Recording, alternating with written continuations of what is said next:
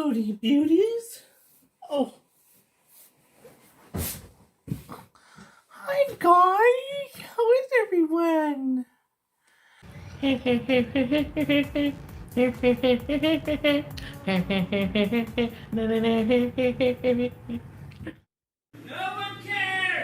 So Salah is taking me to a cafe in the heart of Kuwait City. It's a bakery, so let's go check it out.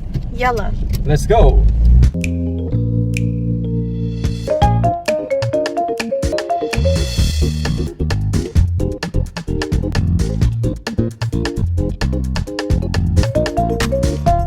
Okay guys, so I'm going to show you what we got at this cafe here. The drink, I got a dragon fruit lemonade. Very good lemon flavor.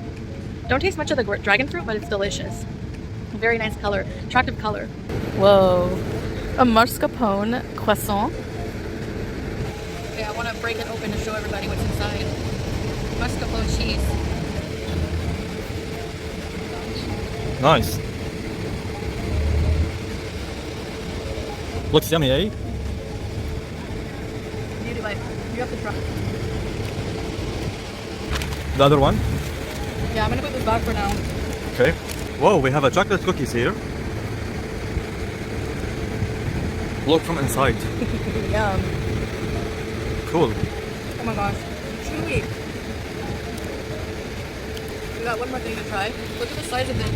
It's like mushroom. It's a croissant muffin with salted caramel inside. Uh-huh, nice. Okay. So, whoa. So messy. I love it from the view only.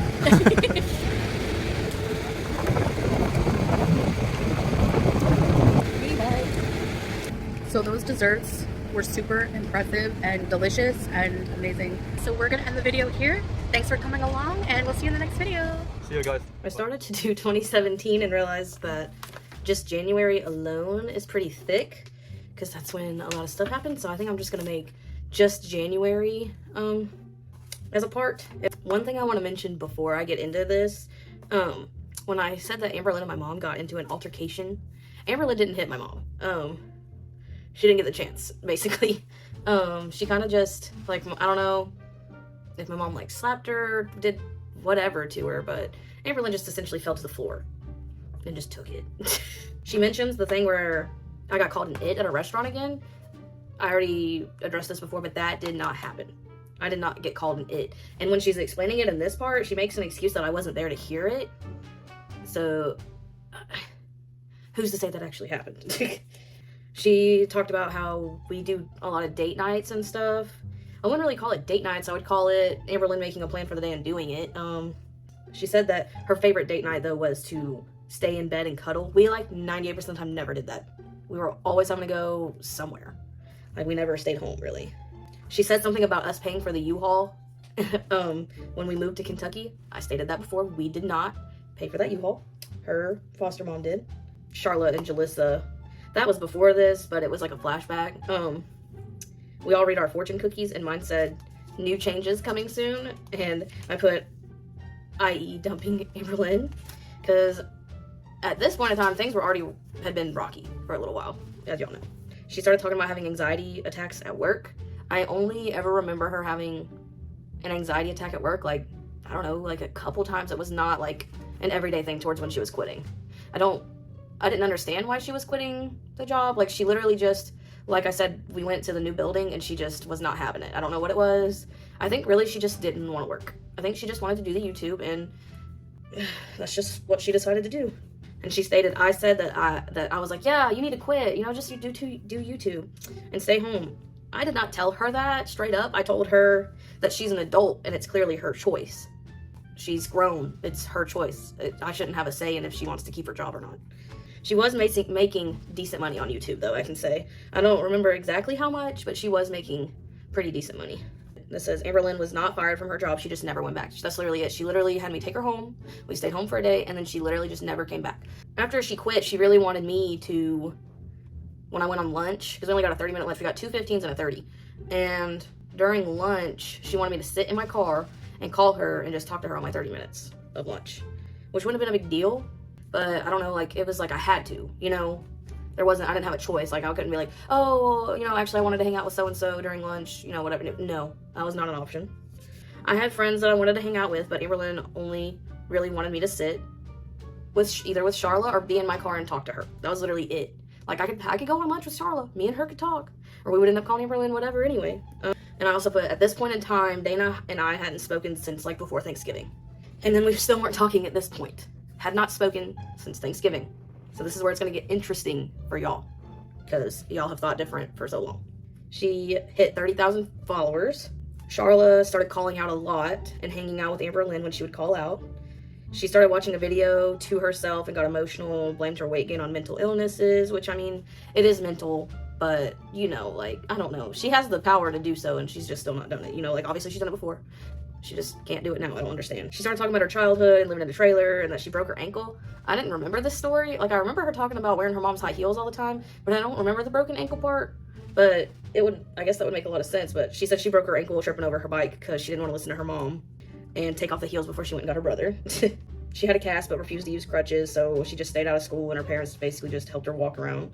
After that, she starts explaining that we broke up, because we broke up 13 days into January. The night that we broke up, I went on lunch, but I wanted to eat lunch with my friends. Literally just sit in the building of work at a table and sit with the friends I had made. It was literally 2 people, and Dana was not one of them. Amberlynn wanted me to call her, and I did lie to her. Okay, so I'll admit to that. I lied to her and said that they were doing announcements at lunch that were important, so I couldn't call her. Like, I had to stay in the building. But I only lied to her because if I told her, no, I'm going to sit with them, it would have been like this whole argument. It would have been this whole big deal. And I just didn't see the point. Like, why couldn't I just hang out with my friends? But to her, that was just such an issue. So Amberlynn texted Charla about these announcements. And of course, Charla didn't know what she was talking about. So she said we didn't have any. And Amberlynn was going off on me. But this was towards the end of lunch. And at that job, you cannot bring your phone. So she was going off. I didn't have time to argue with her. I had to put my stuff up and I had to go to work. I don't really remember talking to her on my last 15 of the night. I know it was a Friday. I said the drive home was about 30 minutes and, you know, she called me. We were going off on each other, just screaming back and forth. And I was just tired of arguing with her and her trying to be so controlling. And I literally broke up with her and then I hung up. I just refused to answer the phone and she kept calling to the point I just turned it off. I must have turned my phone back on at some point because I ended up meeting Charla, her cousin, not her sister. And I don't remember her name. I ended up meeting them at Walmart though, and then one of my friends that I had ate lunch with. And we went somewhere to eat and we hung out like for the majority of the night. I just didn't want to go home. I didn't want to deal with her, which was kind of, I think Charla was trying to be sneaky on that end. Like, you'll see in the upcoming months why I say that. I went home super late. I came home and she tried just arguing with me some more, trying to figure everything out. And I basically just explained to her that she wasn't changing. I don't know, like she wasn't, like we weren't clicking no more. Like it was becoming more of a hassle than a relationship, you know? So I was like, you need to work on you and I need to work on me. So I didn't want any kind of relationship, any kind of nothing. I really just didn't. I didn't know what I was going to do, but I knew it wasn't being with her. Finally just went to sleep. Did have to sleep in the same bed as her because that was a whole thing. I went to my mom's the next day and just tried to stay gone for the day. And then Sunday, it was Charla and I just hung out. On this day is when I changed all my social media. Like I changed it all to single. I changed, like took her out of my bio, changed my profile picture. I really was just done. Like I said, she did still make me sleep in the bed with her. She blames it on her attachment issues and anxiety. I literally just gave in to sleeping in the bed with her just to not hear it. At this point in time, Dana had a boyfriend. Like after me and Amberlynn broke up, it was literally like that night. It was one of the girls that I ate lunch with that I lied to Amberlynn about. We hung out that night, like I said, that we broke up. And Charlotte, and I don't know, like I was like, oh, maybe I thought about just like messing around with this girl basically. Not anything coming out of it. I just was like, I don't know, kind of like a rebound type thing. I was like, maybe. I hadn't talked to Dana yet though. I said I wasn't wanting anything serious. It wasn't the day after me and Amberlynn broke up, but like the second day. So it was the day after I changed all my social media. Dana actually texted me and she just said, hey. And then I just said, hey, back. We hadn't talked since Thanksgiving, like I said. And she just asked if I was okay because she saw my picture changed. And I just explained to her what happened. And that was that. You know, like she had a boyfriend. That was that. And then I actually started trying to hang out with that other girl a lot and just basically trying to hook up with her. I wasn't sure what was going to happen with that, but it was just like also keeping me away from Amberlynn. I was just like, I also just talked to her, kind of like confided in her, just talked about stuff with her, you know, like we ended up still being friends after all this, by the way. Like it didn't go like sour or anything just when me and Dana started dating. I ended up asking her out on a date though, just to see like where things would go. And she basically just told me she didn't want any sort of relationship because she had just some personal stuff going on that she wanted to work on. I saw on Facebook that Dana and her boyfriend had broke up, and I just casually texted her, and we just were talking. We ended up talking all that night, and the next day I texted her and just said, like, how do you feel about me? Like, what are your feelings towards me, basically?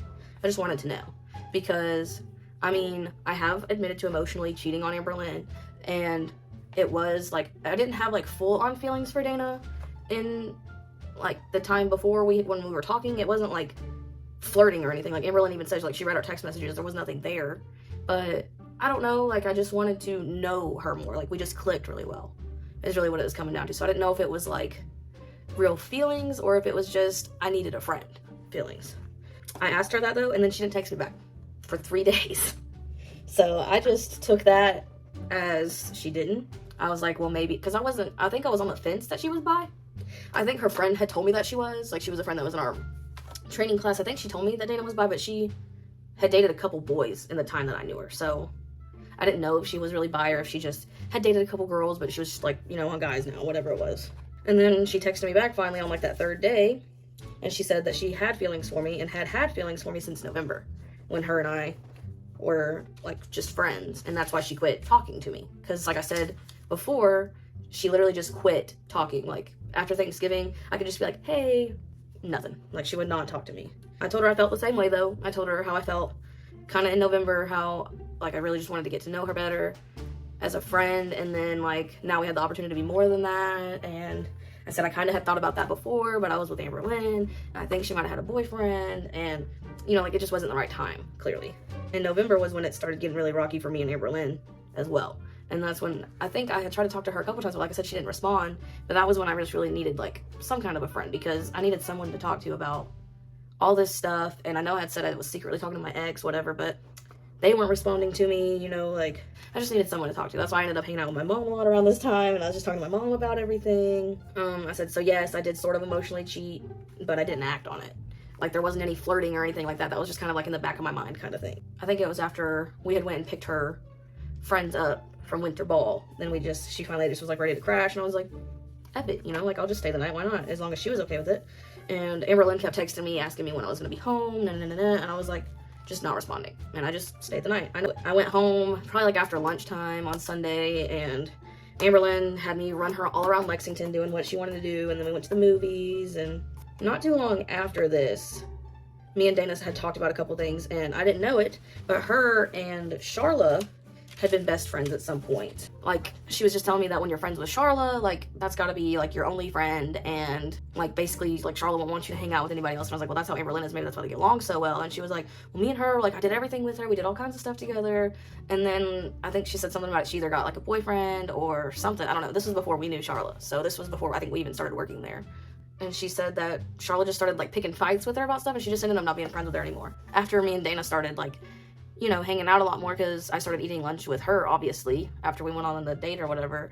Charla started trying to start some drama between me and Amberlynn with Dana. Just, like, she was just, like, spying on me, basically. She would just, like, text Amberlynn and be like, oh, this is what she's doing, but it literally, like, we broke up. It wasn't her business. It was whatever, you know? Like, I wasn't in Amberlynn's business asking her anything, because we broke up. Like, what's the point? But that is just January of 2017. The tea is definitely coming. I hope this clears some stuff up about y'all calling me a cheater and all this. And like I explained before, even though I was secretly talking to my ex, it wasn't in a way like that. It was like as friends talking. And the only time I really, really cheated was when I was with that girl and I cheated on her with Amberlynn. That was the real time that I cheated. So, and I never gaslit Amberlynn. That's another thing. Like, she called me a gaslighting cheater, and that is not what I am. She was just very controlling and wouldn't let me do what I wanted to do. It was always what she wanted to do. So there you go. That. Oh my goodness. Oh, I see. It's a Jesus cross. May the Lord be with you. See, there's a card in there. Let's read it. Read to yourself, please. Okay, never mind. I gotta read this to myself. It's none of your guys' business. That is nice. This reminds me of the cross that was in my room at the hospital. I'll go put it on my wall. I don't have one with Jesus on it. I could razzle dazzle this buddy too, and I just might. But for right now, we're going to put it on the wall. I don't think you're supposed to razzle dazzle the ones where Jesus is already on there. You razzle dazzle the ones when he's off, right? And would that be blasted? That's not, you're not supposed to do that, I think. I can't remember. I know you can put a palm leaf on it. Oh, okay. Okay, never mind. I'll just put it on the wall then. I know there's rules.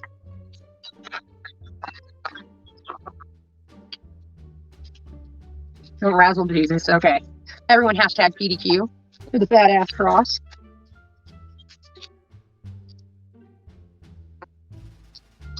Hashtag PDQ. Yeah, I know there's rules to that. I remember.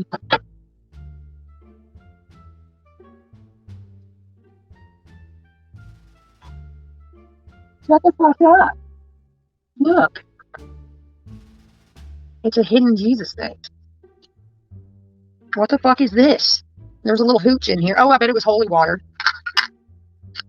Oh my god. It's two little candles. And you put the candlesticks in here.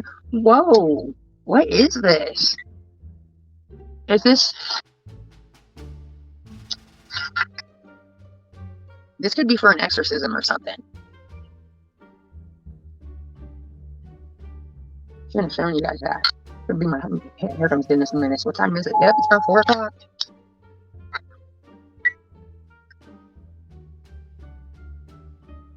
That's kind of creepy.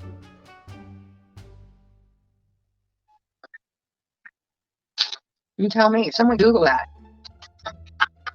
I need to quit bending over like that. Who do I think I am?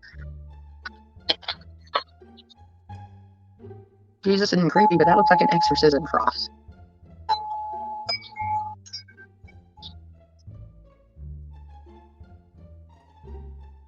Prayers, light the candles. Maybe it's a special prayer thing. I need to go to the church and get fill up the hooch container with holy water.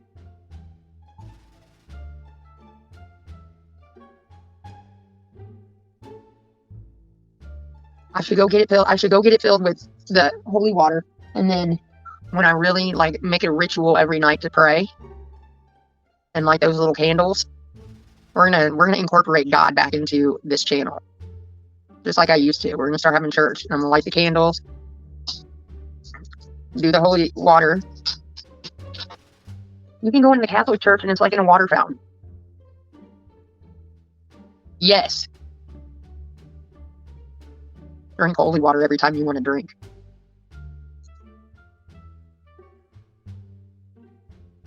No, you don't. But it adds a little razzle dazzle to it, Kikins. Like, why not pray if you have holy water and 2 candles to burn at the same time? Sprinkle it. I'm gonna do one of these.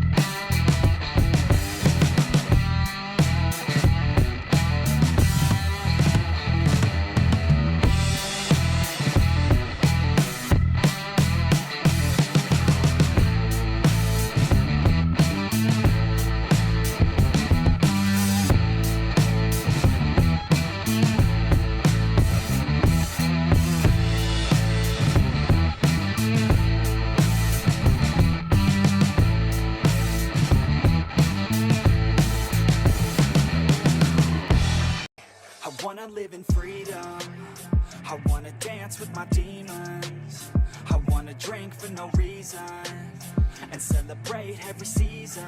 Yeah, yeah, call my place the kingdom, 'cause I got what you need. Don't forget to subscribe. And if you like what you see, please buy my merch. Link in the description below. Let's get some.